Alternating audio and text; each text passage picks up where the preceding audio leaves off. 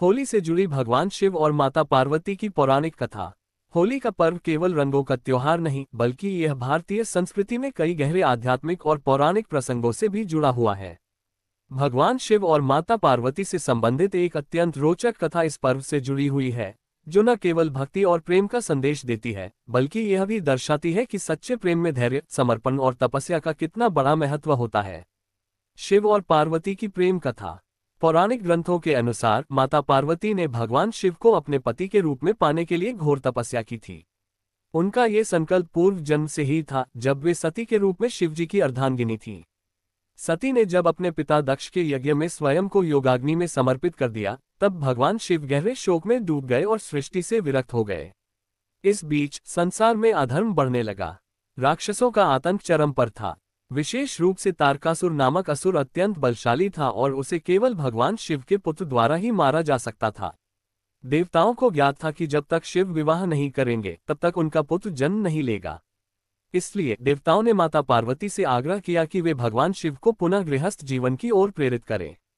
मां पार्वती की कठोर तपस्या।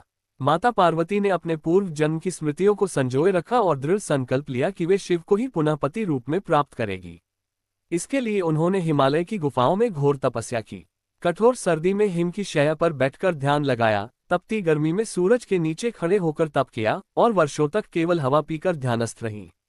उनकी कठोर साधना से समस्त ब्रह्मांड में हलचल मच गई। उनकी तपस्या से प्रसन्न होकर देवता, ऋषि मुनि और स्वयं नारद मुनि भी भगवान शिव से अनुरोध करने लगे कि वे पार्वती के प्रति ध्यान दें।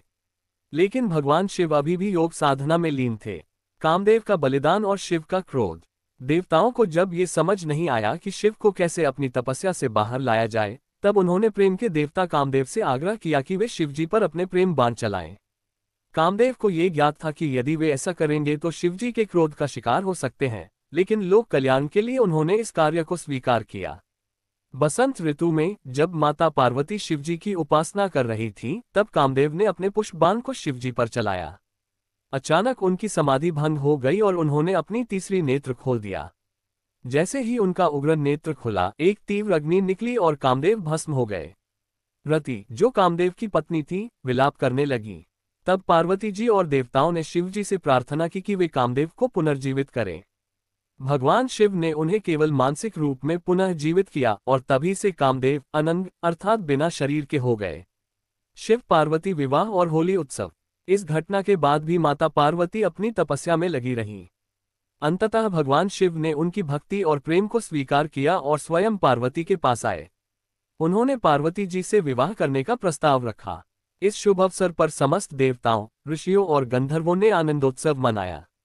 माना जाता है कि जब भगवान शिव और माता पार्वती का विवाह संपन्न हुआ, तो चारों ओर हर्षोल्लास का वातावरण बन गया। सभी देवताओं ने विभिन्न प्रकार के रंग उड़ाए, नृत्य गान किया और हर्ष से झूम उठे। इस प्रकार इस दिव्य मिलन की स्मृति में रंगों और आनंद का उत्सव होली के रूप में मनाया जाने लगा। होली का आध्यात्मिक संदेश। भगवान शिव और माता पार्वती की यह कथा हमें ये सिखाती है कि सच्चे प्रेम में धैर्य, समर्पण और तपस्या का विशेष स्थान होता है। माता पार्वती ने कठोर तपस्या और अटूट विश्वास के बल पर भगवान शिव को पाया। दूसरी ओर एक कथा ये भी दर्शाती है कि जीवन में वासनाओं पर नियंत्रण रखना कितना आवश्यक है, क्योंकि शिवजी का तीसरा नेत्र कामवासना पर विजय का प्रतीक है।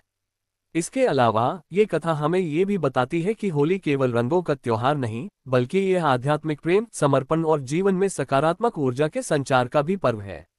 निष्कर्ष। होली केवल एक पर्व नहीं, बल्कि यह भगवान शिव और माता पार्वती के दिव्य प्रेम, धैर्य और तपस्या का प्रतीक भी है। ये त्योहार हमें सिखाता है कि जीवन में कितनी भी कठिनाइयां आए, अगर हमारा लक्ष्य और प्रेम सच्चा है, तो हमें निश्चित रूप से सफलता मिलती है। इसलिए जब भी होली का रंग अपने चेहरे पर लगाएं, तो ये याद रखें कि यह रंग केवल बाहरी खुशी का प्रतीक नहीं, बल्कि भगवान शिव और माता पार्वती के पवित्र प्रेम और उनकी तपस्या की अद्भुत कहानी का प्रतीक भी है। आपको ये कथा कैसी लगी, लाइक और कमेंट कीजिए, और आपको यह वीडियो अच्छी लगी हो तो अपने दोस्तों के शेयर कीजिए और चैनल को सब्सक्राइब अवश्य कर दीजिए। हर हर महादेव।